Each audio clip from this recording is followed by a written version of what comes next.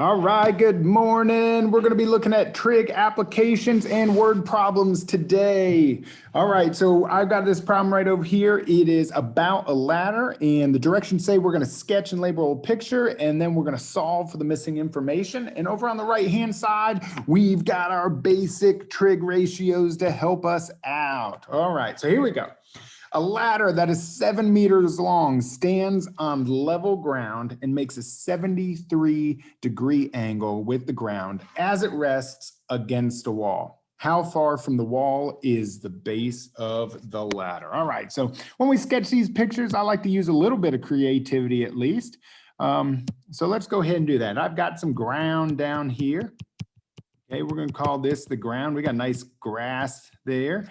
And then we know that we've got a wall that is shooting drastically up. There's our wall, okay? And I'm going to label it. There's our wall, okay? And once we've got that wall there, let me change that.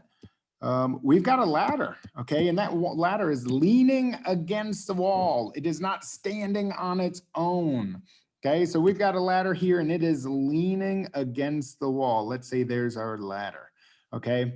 Now, things that we know about this ladder as it leans against the wall, it says a ladder is 7 meters long.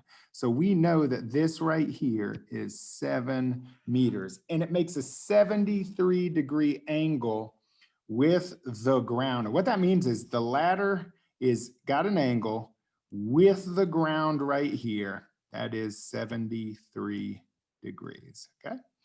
And what we want to know is how far from the wall is the base of the ladder? Okay, so is the base of the ladder indicates that we're talking about the bottom of it, the base of the ladder. Okay, and so we've got the base of the ladder there. We want to know how far it is from the wall. That is this distance. How far from the base of the ladder would you have to go in order to get to the wall? Now, with these problems, we like to traditionally think that we have level ground and we have a wall that we're going to assume is going to go straight up. So we have a 90-degree angle here, okay? And we want to know how far from the wall is. We are looking for the ground, which is X. Now, as we do these problems, I'm going to approach them like I've done before. I'm going to shade the angle that I have. And then I'm going to start labeling my side. So we've got our hypotenuse, which is straight across from the 90. And then all the way across is the opposite. Notice that the opposite is the height of the wall. Okay. And then when we turn, when we turn to the side that is not the hypotenuse, that is our adjacent. And what you should tell is the adjacent is our ground. So when I go over to my sine, my cosine, and my tangent, I'm going to pick out the one that is going to have the adjacent that I'm searching for. So I've got cosine that's got adjacent in it, and I've got tangent that has got adjacent in it. But sine does not have adjacent in it. So I'm going to cross it out. So I've got to determine which one am I using. It's going to be cosine or it is going to be tangent.